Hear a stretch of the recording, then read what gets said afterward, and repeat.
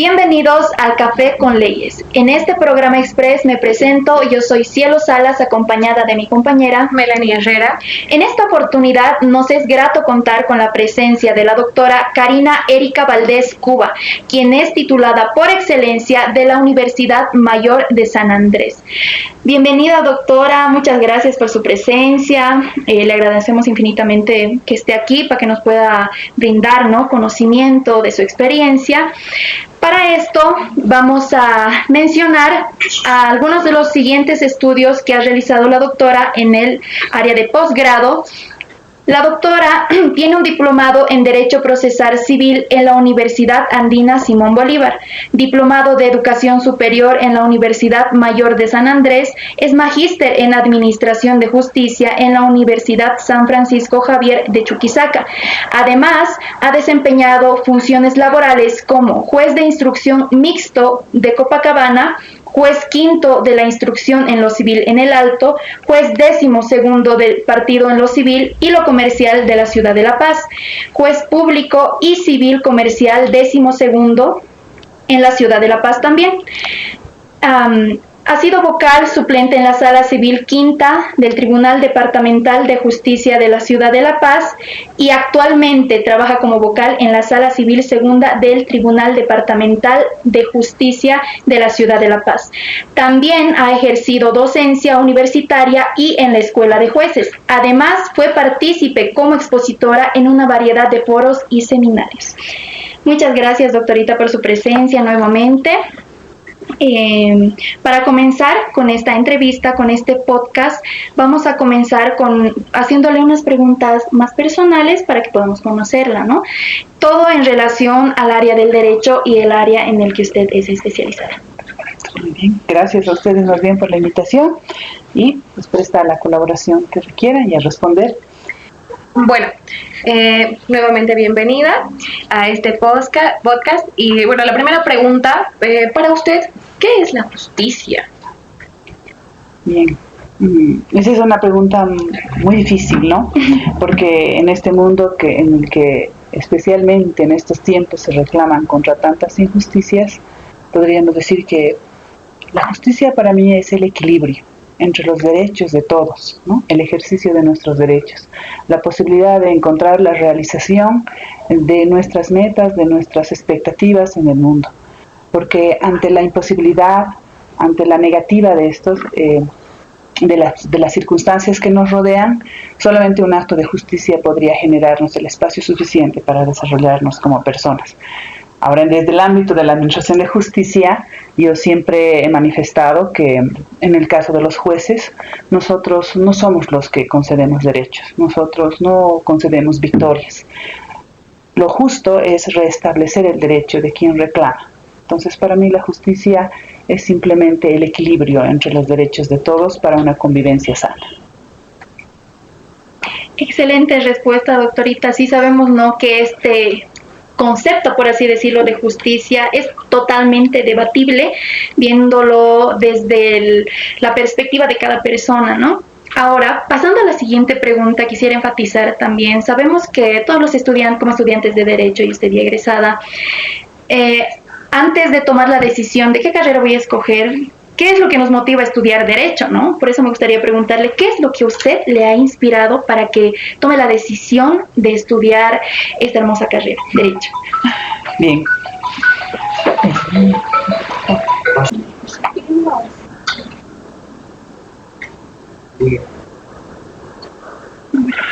Ya. Ahora sí, de aquí le vamos a poner, ¿no? ¿Ya? Ah, ya. A la cuenta de 3, 2. Ya. De aquí, de aquí. Perdón, un poquito. Con calma. Cargando. 3, 2, 1, ya. Bueno, continuando con la pregunta, doctorita, me gustaría saber, ¿no?, para que otras personas también lo tengan claro, ¿qué ha sido lo que le ha inspirado a estudiar Derecho? Bien. De eso hace mucho tiempo. Entonces, cuando uno es joven, realmente y terminas el colegio, no tienes mucha idea clara de qué es lo que vas a estudiar. Y por lo general los consejos van a ir hacia donde haya un mercado laboral, ¿no? Pero en mi caso, yo decido estudiar Derecho porque para mí era muy importante para moverme en la sociedad y para conocer, para poder generar cambios, el conocer las reglas, ¿no? Y entonces el Derecho me parece la carrera más importante para poderme desarrollar en sociedad. Pero además en mi caso, yo desde niña, desde siempre, he aspirado a ser juez. Entonces para mí era la puerta de ingreso para entrar a la judicatura, para lograr este sueño de administrar justicia. Y lo ha logrado. Sí. Y ya lo ha logrado, ¿no? Ha sido un camino muy bonito porque cuando uno elige una profesión, para mí lo más importante es que puedas servir a los demás. Ese es el concepto de vocación para mí.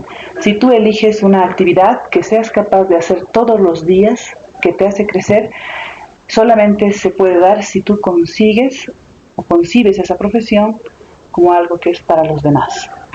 Por eso ha sido Derecho, y para el ámbito que a mí me agradaba, la administración de justicia, el conocimiento de los derechos de las personas, la posibilidad de la reivindicación de ellos, el Derecho ha sido para mí la puerta a eso. ¿Y lo ha tenido claro desde siempre? No. No. No, porque cuando empiezas, como tienes diferentes cualidades, diferentes actitudes, y tus padres, tus amigos, todos ven en ti cualidades y dicen, para periodista, o ¿por qué no haces esto? O tú vas más para medicina, y muchas veces cuando no te va bien en matemáticas, tú dices, en tu derecho, tú a lo que leas, si eres bueno en matemáticas, tú ingeniero. No, entonces te confunde, y además te atemoriza el futuro, porque dices, y si no hay trabajo, si tú dices, por ejemplo, una carrera como arqueología, con tan pocas posibilidades que hay y se cierran las posibilidades, tu familia misma te atemoriza, sí, ¿no? Te dice, no va a haber mercado. Entonces, no siempre estás claro, pero te vas conociendo. Inclusive algunos de los compañeros con los que yo he estudiado, hemos estado en primer año juntos y ellos han descubierto en otras materias su vocación. Entonces, se han ido a estudiar filosofía, otros historia. Entonces, vas descubriendo. No es bueno asustarse. Lo que sí yo he marcado es lo que inicio debo terminar. Entonces, para mí estuvo más claro en el último año, cuando nos han dado algunas orientaciones, pero lo he consolidado al tiempo del vestibular. Ahí he descubierto que la lectura que hacía de los temas que me tocaban eran realmente aquellos que me interesaban, que me llenaban. Entonces, así te vas construyendo. Muy bien, doctora, pues como usted dice, bueno, como usted mencionó que usted aspiraba a ser juez desde muy pequeña, y bueno, pues está bien. Yo creo que muchas personas aspiran y tienen ese tipo de aspiración de ser jueces, pero aparte de usted amar lo que es el derecho, porque yo veo que usted lo ama y me alegra bastante que aún existan personas así, aparte del derecho, ¿qué más le apasiona a usted bueno, ya sabemos que quería ser juez, fuera del derecho, ¿qué le apasiona? A ver, otras actividades, yo soy reconozco mucho el trabajo técnico, ¿no? A mí me gusta mucho, por ejemplo, y no veo una diferencia entre ser licenciado o ser técnico si es lo que tú quieres hacer. A veces vemos que la licenciatura o ingeniería, el título universitario es la culminación de alguien que puede tener éxito, ¿no? Pero hay muchas actividades técnicas que son buenas y que realmente sostienen también mucho de la sociedad, ¿no? De lo que podemos disfrutar. A mí me gusta mucho áreas más técnicas. A mí me gusta mucho la costura, por ejemplo. Me gusta mucho el tejido. Otras actividades, no soy muy deportista, por ejemplo, ¿no? Pero fundamentalmente es eso, ¿no? Y bueno, por la educación que yo tengo también, porque hace muchos años atrás, entonces se nos daba mucho técnica vocacional, tengo esas actitudes. A mí me gusta mucho la peluquería, eso, y tengo bastante práctica en eso. Entonces, eso es lo que me ha apasionado. En otras, las lecturas sobre metafísica. Considero mucho que debes alimentar tu conocimiento como tu alma. Eso es verdad. Entonces, eso es apasionante para mí. Esa es otra lectura que hago, y de los conversatorios que tengo, muchos también son sobre esa área. Para mí es apasionante porque uno no ha debido olvidarse que estás en este momento con determinadas condiciones, pero que realmente es tu alma la que te da vida para poder seguir adelante, para vencer muchos obstáculos, y eso hace que ante una situación terrible que pueda venir, tú tengas la fortaleza para poder sobrellevarlo, ¿no? Entonces, esos son aspectos con los que además me distraigo en mi vida.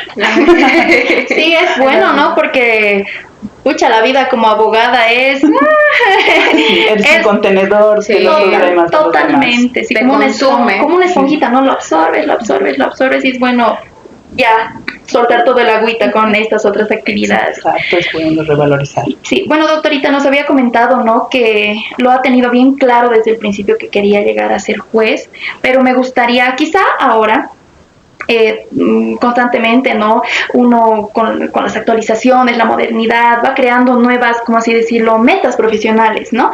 Y me gustaría preguntarle, ahora que ya ha cumplido una meta y seguramente muchas más, si tiene algún sueño o meta profesional aparte de los que ya ha cumplido, que están todavía ahí para que usted trabaje por cumplir ese sueño. Sí, mire, cuando vamos venciendo obstáculos, vamos venciendo títulos, académicamente podemos llegar a vencer y obtener muchos títulos, adquirir mayores conocimientos, cargos o éxito en algunos negocios, ¿no? Pero es deber de cada uno de nosotros siempre generarse mayores sueños, porque si no, ¿para qué nos levantaríamos cada día? En el caso mío, sí, yo quería ser juez desde pequeña, he pensado que, me llenaba mucho eso, ¿no? Pero en la judicatura nosotros tenemos diferentes jerarquías. Más allá de aspirar a llegar más allá de vocal, bueno, pues, en realidad para mí, en este momento de mi vida en que ya han pasado tantos años, ya tengo 22 años de juez y más todavía en la abogacía, pienso que lo más importante en este momento es cultivar en los que vienen, no solamente en los que van a ser abogados, en la sociedad, la posibilidad de generar una vida más serena, con mayores valores.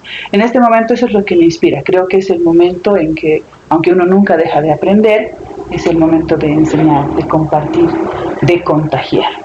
Entonces, en este momento, lo más importante para mí, la expectativa más grande que tengo, es poder generar en otros ese afecto que yo he tenido por mi profesión, pero además por la sociedad. Este momento para mí creo que es para educar. Entonces, mi aspiración es expandir mi docencia hacia otros ámbitos, no solamente el del derecho, no solamente el de la escuela de jueces, sino otros lugares, no siempre para el derecho. A veces tenemos que ir a educar a la gente sobre los derechos que tiene para que pueda reclamar. Y esa es mi aspiración ahora. Además de mis aspiraciones personales, porque cuando llevas una vida académica, no siempre tu vida personal la puedes dejar. Sí, no puedes desarrollarla, no te limitas. Y más, aunque no soy muy amiga de ser abogada de esto, pero cuando eres mujer también hay otras condiciones, ¿no? Más duras. Entonces también en mi vida personal creo que es tiempo de liberarme un poco más del trabajo y vivir plenamente. Sí, descansar. Qué bonito, ¿no? Porque a través de esta entrevista está logrando eso, si bien es como un objetivo llegar a muchas personas y compartir el conocimiento tan amplio que seguramente tiene y nos va a comentar a lo largo de esta entrevista, ya lo está haciendo. Bien, nosotros como estudiantes, bueno, yo por ejemplo digo, pucha, un día me quiero especializar en la materia penal y otro día digo tributario y otro día puedo decir civil, porque somos así, porque nos gusta, en este momento estamos creciendo y nos gusta de todo. Pero a usted, en lo personal, ¿qué es lo que le ha llevado a especializarse en lo que es en el derecho civil? ¿Qué le ha llamado la atención para decir, no, lo civil es lo mío? Por ejemplo, yo no podría especializarme mucho en civil, no le sé mucho a esa rama, digamos, pero hay personas a las que les apasiona el civil, yo vi, y yo también veo en usted con tanta trayectoria que tiene. ¿Qué le ha apasionado a inspirarse al derecho civil? A ver, primero que tenemos que aprender básicamente todas las materias y conocerlas, y no vas a poder prescindir. Aunque decidas ser penalista, no vas a poder prescindir de la necesidad de conocimientos en otras materias, porque se van relacionando. Pero bueno, el mundo nos llama a especializarnos en algo. En mi caso, yo empiezo como juez mixto, y la judicatura mixta implica que yo conozca causas en materia familiar, en materia civil y en materia penal. Entonces, al practicar estas, me permite tener más afinidad con determinada materia. Materia penal es muy linda, tiene un gran cúmulo de carga procesal, lamentablemente, y es pero tiene una lógica distinta en el juzgamiento y a veces te afecta mucho esas circunstancias, no ves cosas muy dolorosas. Y bueno, y dependes además de una buena investigación, de un juez fiscal, y eso a veces complica un poco la situación en el juzgamiento, en mi caso. En materia familiar es mucho más complejo además, ¿no? Porque tienes que ver con las emociones de las personas, con su posibilidad de generarse un buen desarrollo dentro del ámbito más importante que es la familia, ¿no? Y las relaciones familiares son bastante especiales ahora y muy sensibles. Y el derecho civil a mí me apasiona porque yo veo que la gente sufre mucho por su patrimonio. A veces tomas malas decisiones y a veces se juzgan muy fríamente las cuestiones patrimoniales, pero para la sociedad, para las personas, cuando construyen con su trabajo, es muy duro perder las cosas también, ¿no? Y por eso es que considero que a mí me ha llamado la atención fundamentalmente esto. Y es un trabajo más sereno para mí, además, ¿no? Me gustaba mucho leer y por eso me he especializado en materia civil. Hay tanto por leer todavía, pero que creo que me falta por especializarme para ser una especialista mucho más. Pero ha sido eso. En la práctica he podido entender cuál me llamaba más la atención. Sí. Y para eso lo único que les puedo decir es, lean todo lo que puedan en este momento.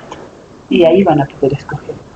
Cuando en la práctica noten que tienen más naturalidad con alguna actividad. Claro, exacto. Y bien, como usted lo decía, yo tengo compañeros que ya están haciendo pasantías en juzgados, ¿no? Y algunos se cambian de juzgados porque dicen, no, civil no es lo mío, o penal no es lo mío, no me gusta, y se cambian. Entonces, tengo compañeros que les encanta la materia civil también.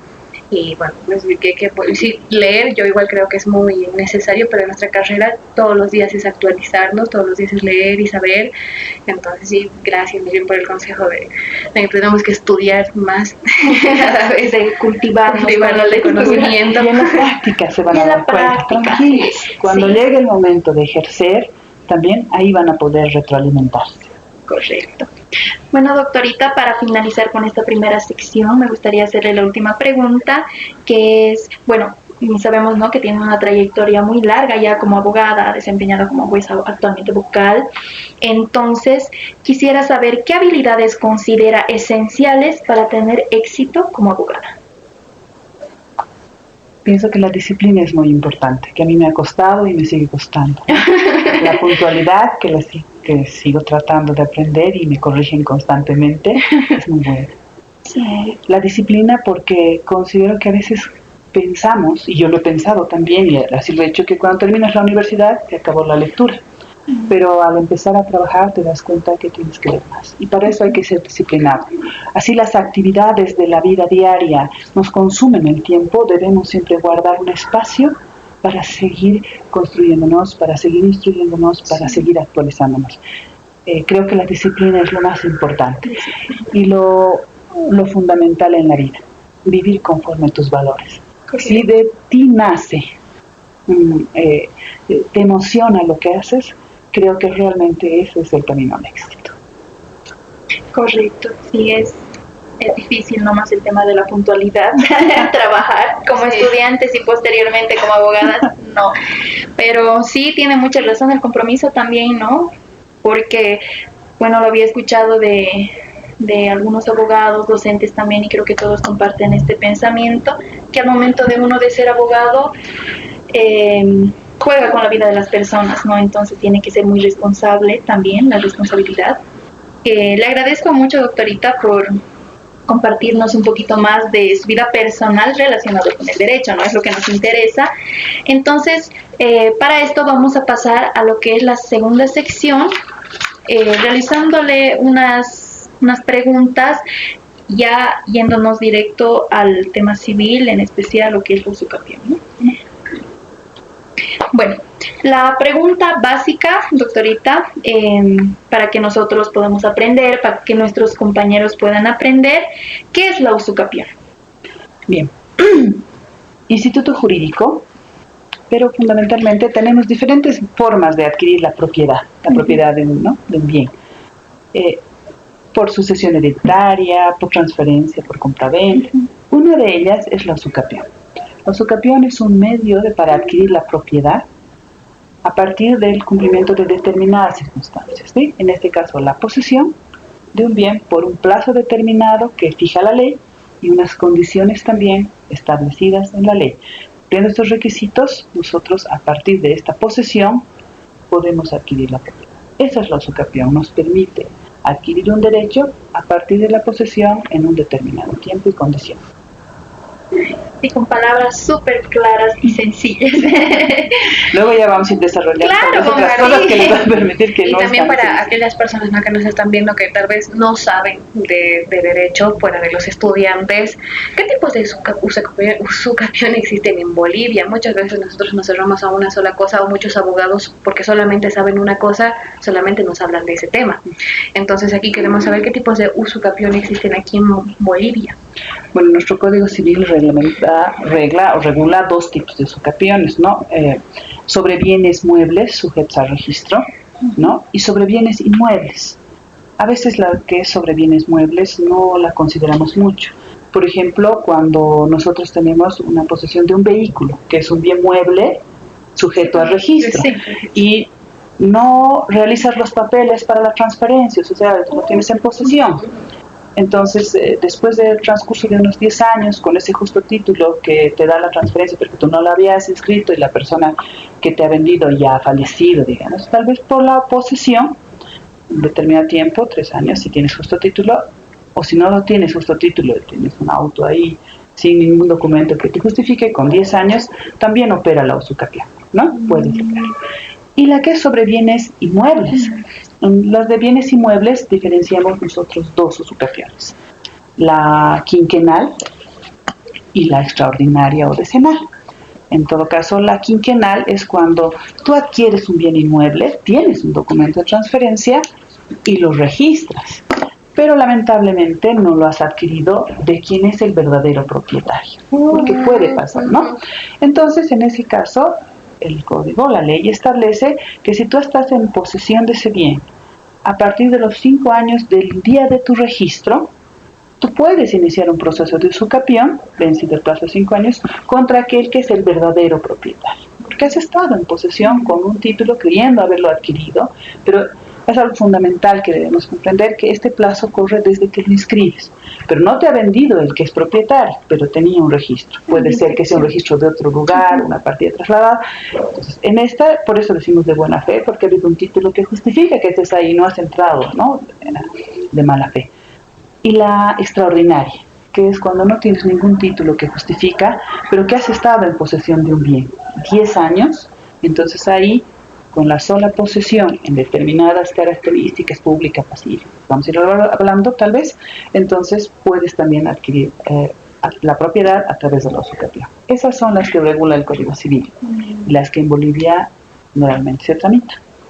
Bueno, y ahora, ¿no?, que nos está mencionando estas dos clases de los bienes inmuebles, me gustaría saber, bueno, para profundizar un poquito más, ¿no?, en este tema, ¿a quién corresponde la legitimación pasiva en la usucapión, que ya nos había mencionado, la quinquenal y la extraordinaria? Bien, cuando hablamos de legitimación pasiva, decimos contra quién debemos demandar, contra quién debemos reclamar ese derecho, y ahí hay un tema. Cuando es la quinquenal, que te ha transferido a alguien que no es el dueño, muchas personas demandan contra el que les ha vendido, pero al que tienes que demandar, el legitimado, es aquel que era el dueño, el propietario al que le vas a extinguir su derecho.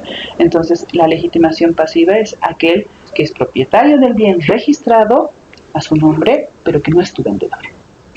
Y en la extraordinaria vas a ir también contra aquel que es el titular. ¿Qué quiere decir?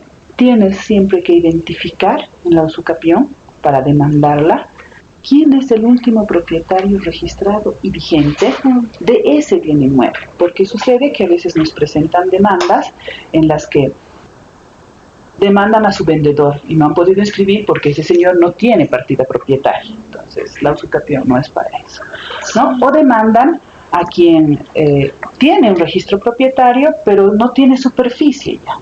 Entonces no es el propietario de ese inmueble. Entonces nosotros debemos ir siempre contra aquel que es el propietario último registrado y vigente. en los dos casos, que en la quinquenal además no debe ser tu vendedor. Esta es la importancia, ¿no?, de una buena información, porque una persona no conocedora de derecho, de normativa, y esto pasa normalmente en los municipios, ¿no?, alejados, se van contra la persona que les ha vendido, y ahorita nos está aclarando que no es necesariamente con aquel titular de la propiedad, ¿no? Y bien, aquí tenemos preguntas también. Preguntan, ¿cuánto tiempo dura el proceso de usucapión aquí en Bolivia, me imagino? Y como bien esto lo había mencionado, yo había algunos casos en el área civil, más que todo de terrenos, en el hecho de que venden y hay personas que radican ahí, pero luego les venden a otras personas y bueno, yo vi un procesito que una persona intentaba hacer usucapión en el caso de que ya una persona había vendido un terreno, ellos vivían ahí ya alrededor de 9 años y los nuevos dueños han aparecido e intentaban quitarles pues con papeles también, ¿no? Y este proceso le hablo de que ha durado alrededor de 20 años más o menos, ha pasado hasta los hijos. Entonces, ¿cuánto tiempo llega a durar todo este proceso de usucapión? Esa pregunta tiene que ver con un aspecto que es criticado constantemente al Servicio de Administración de Justicia, que es la duración de los procesos.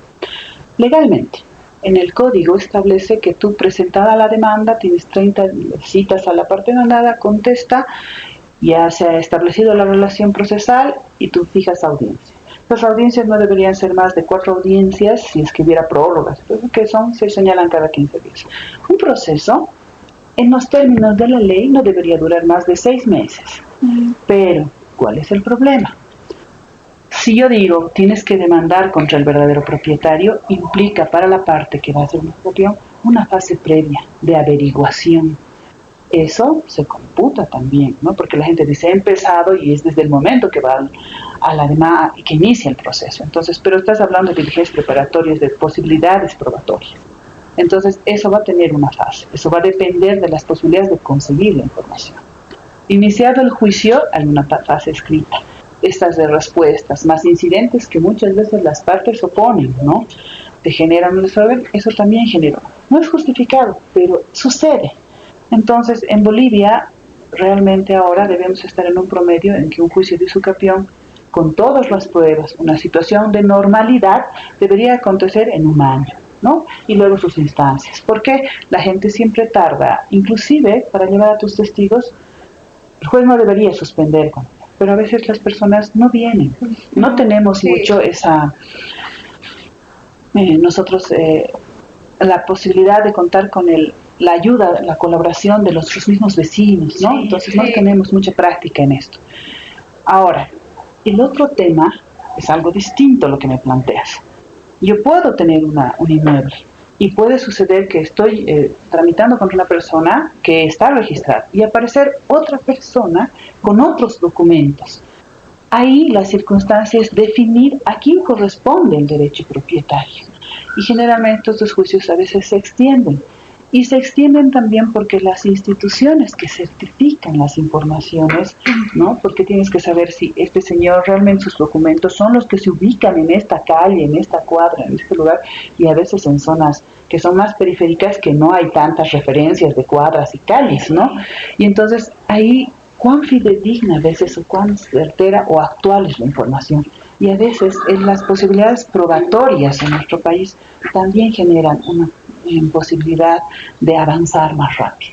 ¿Que debemos agilizar? Sí, pero además nosotros, nuestras instituciones, todas tenemos que prestar una colaboración más eficiente, ¿no? Para generarnos información más clara, más certera. Y eso va nomás a implicar una posibilidad de que un juicio pueda extenderse. Pero realmente hay que reconocer también por el sistema de administración de justicia que está existiendo una demora, ¿no? Estamos tratando de generar las posibilidades de que se agilice, pero sumadas a las cargas procesales y poca cantidad, y como a nosotros también como sociedad, cuando queremos adquirir un bien, a veces no nos fijamos bien los papeles, no los corroboramos bien. Nosotros también de nuestra parte debemos como ciudadanos cuidar las actividades, los actos jurídicos que vamos a desarrollar. Me imagino que es más un reclamo la pregunta, pero se asume y existe, ¿no? No vamos a negarla, pero sí. todos tenemos que contribuir un poco a eso Sí. también. A ver, continuando aquí con otra pregunta que nos están haciendo en el live de TikTok, nos dice, ¿qué pasa si es un vendedor con poder? Nos estaba explicando, ¿no? Que a la persona que se debe realizar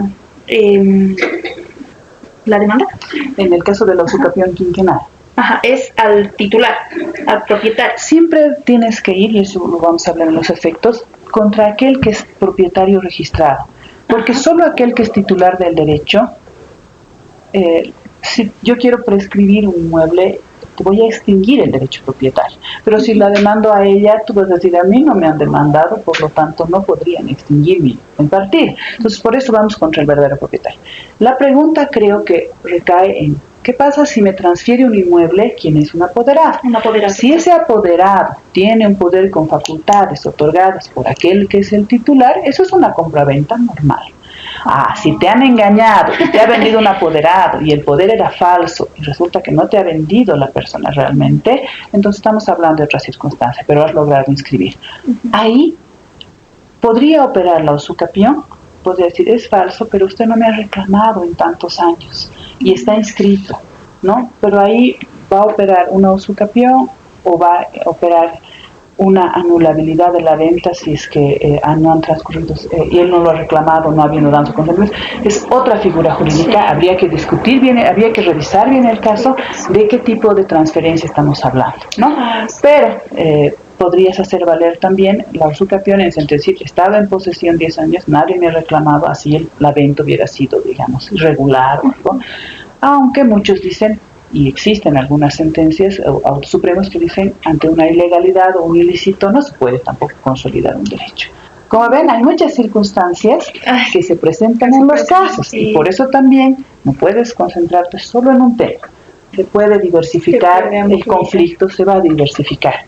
Por eso es muy bueno tener los conocimientos cabales de los diferentes institutos que puedes llegar a conocer, ¿no? Sí. Se van volviendo más complejos los temas. Sí, correcto. Bien, pasando a la siguiente pregunta.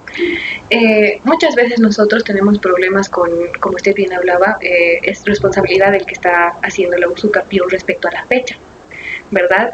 Pero no sabemos nosotros, o bueno, las personas a veces no saben cuál es la importancia de poner, ¿no? Pues de indicar cuál ha sido la fecha de ingreso de la posesión. Sí, en realidad este problema lo tenemos porque al tiempo de juzgar, a veces las demandas dicen, estoy en posesión por más de 10 años, pero no te dicen cuándo ha empezado esa posesión. Y claro, y nosotros tenemos que conocer cuándo realmente ha sido en calidad de poseedor. Podría haber sido inquilino, ya no apareció más el dueño y dice, estoy más de 10 años. Pero ¿desde qué fecha? Para que nosotros veamos si realmente la actividad que realizaba era de posesión. Esa es la importancia, para conocer desde qué momento esta persona dice que está en poder de esa cosa, como si fuera por el dueño. Entonces, la fecha es muy importante para computar el plazo, pero además la calidad de su posesión.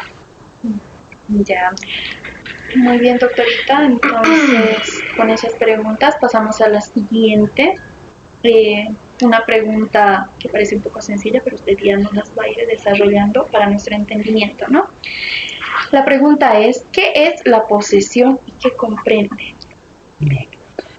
La posesión es el poder de hechos, ¿no?, que se ejerce sobre una cosa. Pero la posesión debemos entender claramente que tiene dos componentes, el corpus y el ánimo. En el corpus yo tomo una aprehensión material, digamos, si fuera mueble, y un ejercicio material sobre el bien. Lo modifico, lo utilizo, pero para que sea posesión, porque puedo modificarlo, usarlo como inquilino, pero para que sea posesión, además yo tengo que hacerlo con el ánimo como si yo fuera el dueño. Y ese ánimo es público, ¿no? O sea, yo tomo el bien, estoy en el bien, lo habito, pero además lo hago con esa calidad, como si yo fuera el dueño, con ánimo de propietario. Esos son sus dos componentes. Y esto pareciera, nosotros decimos, pero eso está en el Código Civil, ¿no? Sencillo. Está ahí. Claro, es el poder de hecho sobre la cosa. Pero estos componentes son importantes, porque no toda ocupación es posesión. Sí. Bueno, también pasando a la siguiente pregunta, ¿Cuáles deben ser las características de la posesión para la usucapión? Cuando nosotros examinamos un proceso de estos, nosotros verificamos que esa posesión sea, primero, pacífica. ¿Qué quiere decir? Que no tendrías que haber ingresado con violencia. Pero además de haber ingresado, no tendrías que estar en ella sosteniéndote ahí dentro con violencia, ¿no? Tiene que ser pública. ¿Qué quiere decir? No puede ser clandestina, oculta. Tiene que ser pública, pero especialmente respecto de aquel que puede hacer valer su derecho, ¿no? De aquel del propietario. Tiene que ser una manifestación clara, conocida, continua.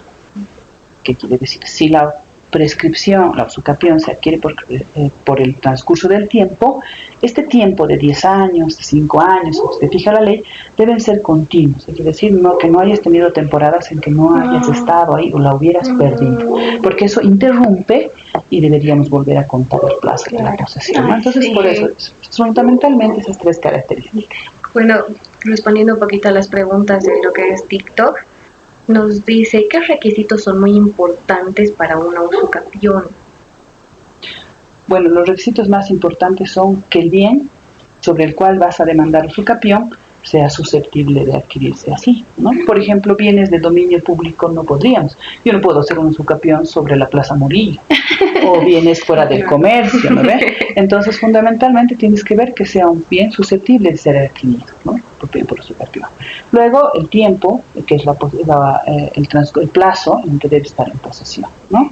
Y las características de esa posesión. Nosotros vemos que sea pública, pacífica, que el bien esté específicamente determinado. Es decir, si yo voy a plantear una usucapión y voy a demandar a una persona, ese título propietario con el que demando ese registro debe ser realmente el que está identificado como bien que yo quiero. Entonces, la identificación del bien es muy importante. Muy bien, pasando a la siguiente pregunta, doctora, ¿cuál es el efecto de la usucapión?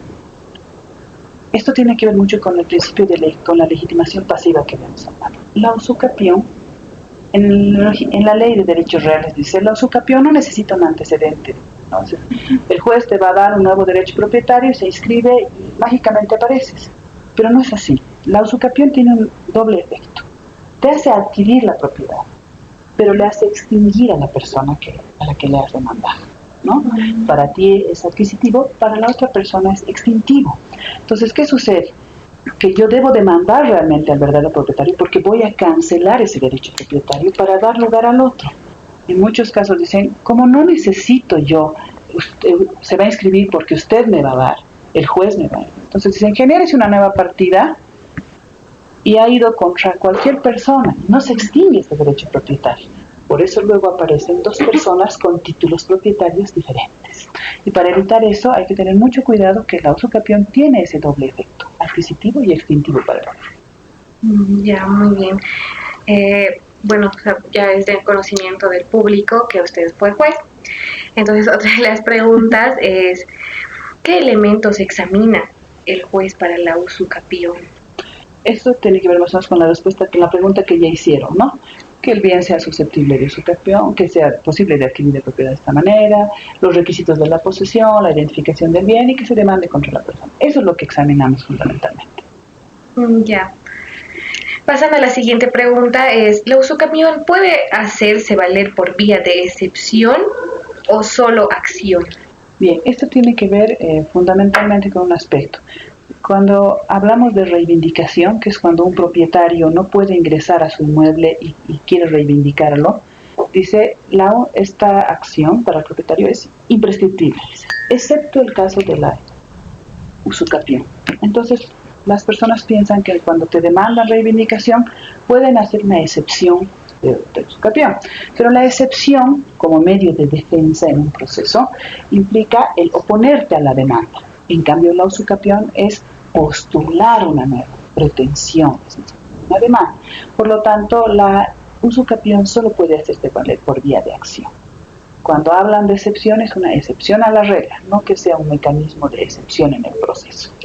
Es un aspecto más procesal. Bueno, pasando a la siguiente pregunta, ¿nos podría mencionar, usted que ya tiene un poquito más de experiencia en lo que son los juzgados como jueza, qué elementos examina el juez para la usucapión? Sí, es como les decía, lo que ya hemos revisado. Nosotros examinamos fundamentalmente que se esté demandando al que es el propietario, al registrado.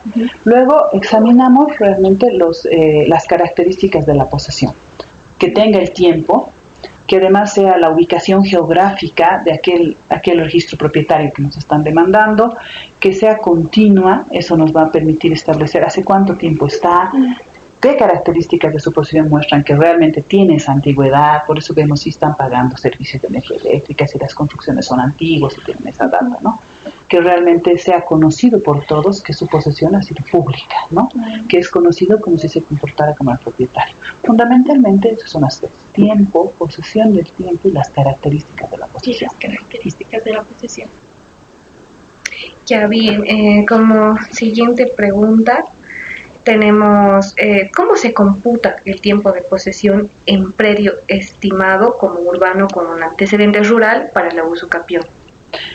Esto tiene que ver fundamentalmente con esos terrenos que decían que son más hacia alrededor, ¿no? Entonces tú puedes haber estado en posesión, pero si tenía una actividad rural o esa de fondo rural, entre tanto no se haya convertido en área urbana, nosotros no computamos la posesión cuando era área rural porque responde a otras características, ¿no? El trabajo, en materia agraria dice el trabajo es el que te da la propiedad, ¿no? En cambio en materia civil, la posesión, la vivienda. Entonces, como no está dentro del régimen civil todavía, nosotros para computar cuando un predio ha tenido un antecedente rural, solo computamos la posesión a partir del que el predio ha sido declarado urbano, porque entonces recién entran las reglas civiles. Un poco, ¿no? Porque como dicen allá en los municipios, más que todo, bueno, yo vengo de un pueblo, entonces dicen la tierra es del que la trabaja. Exacto. Pero ahí puedes decir, por ejemplo, trabajar al partir, ¿no? Tú eres la dueña y yo la trabajo, pero eso no me va a dar la posibilidad de quitarte tu terreno. En cambio, en materia civil, yo puedo que la que construye estar 10 años, cambia la lógica. Por eso, claro, las reglas cambian. Entonces, tenemos varios pueblos y sus declaratorios de municipios recién dicen, este va a ser radio urbano, entonces recién ahí aplicamos las reglas del código civil. Oh, muy bien, doctorita. Entonces, pasando a la siguiente pregunta, ¿qué es la continuación o suma de posesión? Esto es cuando, por ejemplo, inicia un proceso de usucapión unas personas y fallecen. Entonces, los hijos continúan o se suma esa posesión a la de los hijos, a la del heredero. Esto a partir de que basta con que adquiera que acepte la herencia. No necesita el heredero que le ministre en posesión, es automático, se suma a la de sus causantes.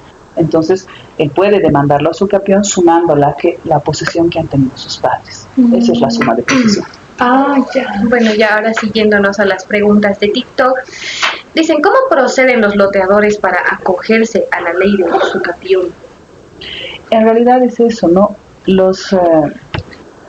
Cualquier persona que se asienta en un inmueble y está 10 años sin haber sido perturbado de manera pública, construye, vive ahí, entonces obviamente si el propietario no reclama oportunamente, porque la usucapión es adquirir la propiedad por efecto de la prescripción de tu derecho, del derecho del otro, ¿no? Si el otro no reclama su derecho, no interrumpe, va a prescribir. Entonces, ante esa falta de reclamo del propietario, aquel que se ha sentado, loteador o no loteador, va a adquirir por usucapión. Entonces, es por la posesión, por el tiempo. Entonces, quien quiera defenderse tiene nomás que hacer actos de reclamo para evitar que el tiempo lo perjudique en su inactividad, ¿no? Claro, otra de las preguntas es, ¿qué requisitos son muy importantes para la usucapión? Ya lo habíamos dicho antes, ¿lo vamos a reiterar? Sí, lo están reiterando. Hay personas que recién se están uniendo al No, pero le decimos igual, ¿no? Primero, vean bien que contra quien demandan sea el titular registrado del bien. Que la posesión que tienen realmente desde la fecha de inicio cumpla condiciones de que es pacífica, pública y ininterrumpida. Esto a través de hechos, es decir, es ininterrumpida porque todos me conocen, desde tal fecha estoy en la trabajo. Es pública porque yo siempre he estado como vecino, todos saben y yo me comporto ante todos, inclusive ante cualquier persona que pudiera creerse el dueño, yo no es clandestino. Y no es violento, estoy de manera pacífica. Entonces, ahí los hechos van. Fundamentalmente son los aspectos y cumplir el plazo, ¿no?, que la ley establece. Claro, otra de las preguntitas es ¿por qué en muchos sectores de La Paz los loteadores se han hecho dueños de grandes áreas verdes? Esto tiene que ver con un aspecto importante que decíamos sobre los requisitos para la usucapión, ¿no? Que el bien sea susceptible de ser adquirido por usucapión. Entonces, cuando nosotros vemos que la alcaldía o los municipios tienen que certificar que el bien inmueble no es de uso residencial, la ley de uso de suelos va a determinar esto. Y si el juez ve o se advierte que es área verde, no podríamos decir que ha estado en posesión, ¿no? Si es un bien de dominio público, la usucapión debería fracasar. Ahora que se asienten y se traten de regularizar y luego se hagan normas para tratar de que esto se urbanice, eso es una situación diferente. Estamos viviendo una situación de desorden un poco, porque en lugares como La Paz, donde no tienes muchos espacios edificables, entonces la gente se asienta donde puede y estamos viviendo un caos porque justamente tenemos un terreno. Esto tiene que ver con un control que tienen que hacer las alcaldías, ¿no? La gente se asienta, permitimos que estén ahí, no les damos derecho propietario, pero nuestros municipios también tienen que tener mayor cuidado en eso. Y nosotros también como vecinos, no cuidamos nuestras áreas verdes. Y esto más que todo se ve igual, ¿no?, en los municipios, en los pueblos, porque son muchos sectores grandes, entonces Están uno creciendo va y desorganizadamente no nos estamos dando cuenta que para vivir realmente nosotros no solo necesitamos nuestra vivienda, sino también los espacios necesarios para que sea habitable el lugar. Correcto, claro.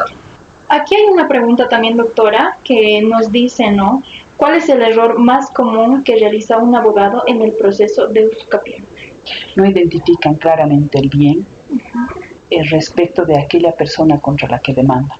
Traen una partida que dice 1.700 y dice exfundo Mallaza, y tú no sabes específicamente si es el lote sobre el que quiere ir. Entonces, primero, la identificación del bien.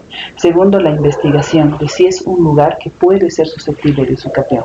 Áreas verdes, áreas imposibles de construir. Entonces, ese tipo de investigación previa no lo están haciendo las personas cuando interponen una usucapión.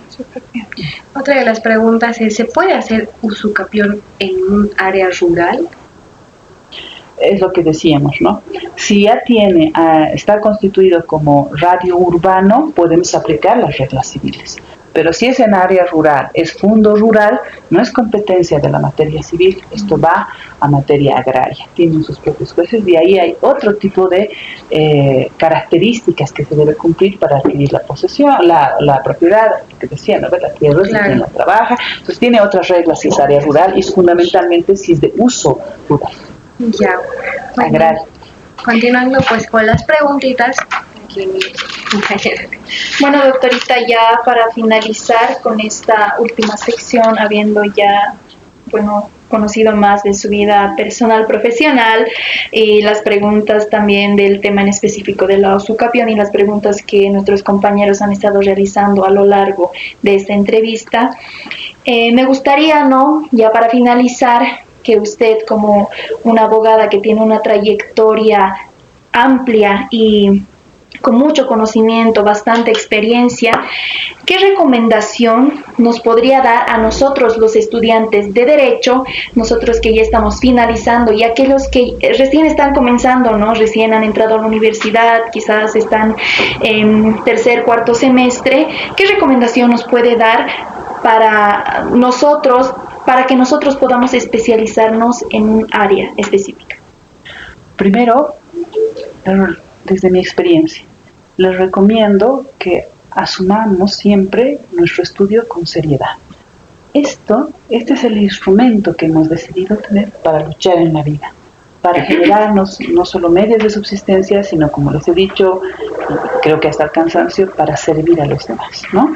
Por eso es que debemos ser serios, porque nuestros conocimientos deben ser consolidados. Si no somos responsables nosotros con nuestra propia educación, entonces realmente nos estamos engañando a nosotros mismos. Y nos va a hacer mucha falta en el camino. Como jóvenes, a ustedes les va a hacer mucha falta Ya cuando te ponen los retos profesionales en la práctica, uno quisiera volver a tener el tiempo cuando era joven para volver a leer, aunque de joven quieres divertirte. Y es justo porque estás, ¿no? Pero hay que hacernos un espacio especial, fundamentalmente eso, para tomar con seriedad para ustedes mismos aquello que va a ser su instrumento de trabajo, su instrumento para pelear en el mundo, para defenderse en el mundo, para conseguir lo que quieren, ¿no? Entonces, uno. Y lo otro, que no pierdan sus valores. De los jóvenes hay que reconocer que tienen una actitud enorme para asumir retos, ¿no? Tienen esa posibilidad de soñar, de fantasear, y eso es bueno. A veces en el trabajo vas perdiendo eso porque en la realidad no todos son así y te van desanimando, ¿no? Y no solo eso, sino que te vas despojando de tus sueños porque dices, la realidad no es esa, es más dura, ¿para qué hacer? No. Por eso les decía, hay que alimentar el alma todos los días, ¿no? No pierdan, no se pierdan en la experiencia de los demás, no porque los demás hayan hecho de nuestra profesión un mercado o porque hayan hecho una improvisación total, tenemos que seguir en esa línea. Más bien al contrario, ustedes tienen que ser mejores de todos aquellos que han ido pasando, porque de eso se trata de mejorar. Y ahora tenemos mucho más elementos, ahora tenemos tanta información, ¿no? Pero hay que hacerlo útil. Eso les va a permitir a lo largo tener más tiempo también para seguir divirtiéndose en su vida madura, ¿no? Van a estar bien preparados. Y lo otro, que es fundamental para mí, si queremos que las cosas cambien, es nuestra obligación ir a servir. No podemos ver al Estado en todas sus instituciones, a la justicia, ministerios, alcaldías, como algo ajeno, a lo que podemos decir, eso no funciona y yo no voy a ir ahí. Yo quiero un panorama mejor yo me voy solo a este tipo de campo. Yo, como cuando yo estudiaba, decían, yo derecho internacional porque a mí Bolivia no me gusta, no sirve, yo derecho internacional, y varios amigos, ¿no? No, nosotros tenemos que tener la intención de que nuestro país mejore. Y la única forma de hacerlo es estar ahí. Estar ahí y aportar. No hay que tenerle miedo. Será un desorden, puede ser que no nos guste, quizás no tenga todos los medios que hasta en nuestra casa teníamos, porque a veces en las instituciones ni papel contamos muchas veces para poder trabajar, pero hay que ir a aportar, ¿no? Es parte de construir, pero además para mejorar tenemos que conocer el ambiente. Solo si conocemos podemos decir, estos son aspectos que fallan, esto es lo que falta y esto es lo que puedo innovar. No cerraremos los ojos, es nuestra parte importante de nosotros mismos el aportar a nuestro país, construiremos, estudiaremos para ser mejores y fundamentalmente comprendamos que en este mundo globalizado en que nos vienen tanta información, tantos medios, también nos implican retos. Nosotros debemos ir a competir con profesionales también del extranjero. Y entonces, hoy no podemos decir que no tenemos los medios. Los busquemos, aprovechen la juventud. Uno tiene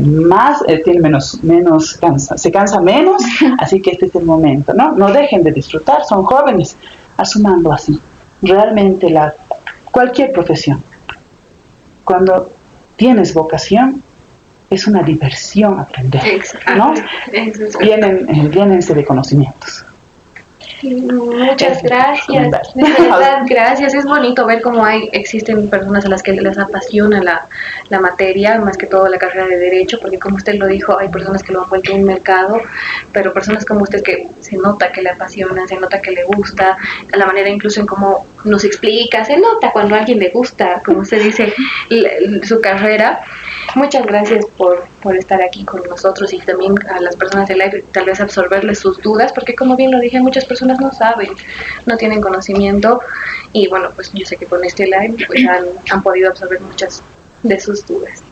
Correcto, doctorita, muchísimas gracias por estar presente aquí esta tarde. Es de mucha ayuda, ¿no? Para nosotros, para los estudiantes más nuevitos, por así decirlo. Gracias por los consejos, por la enseñanza también, que es muy importante, por las ganas que tiene de enseñar, y estoy segura de que usted hoy día va a llegar a muchas personas que van a decir, no, yo me intereso por el derecho civil, ¿no?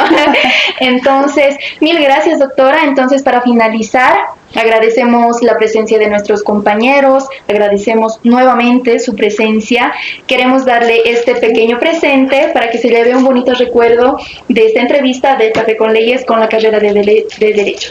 Muchas gracias y a ustedes muchas felicidades, sigan adelante. Los jóvenes siempre deben asumir retos, me alegra mucho que se den las condiciones y ustedes mismos se las generen. Les felicito y a todos los estudiantes de Derecho.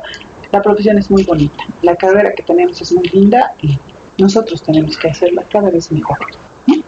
Gracias. Muchas gracias.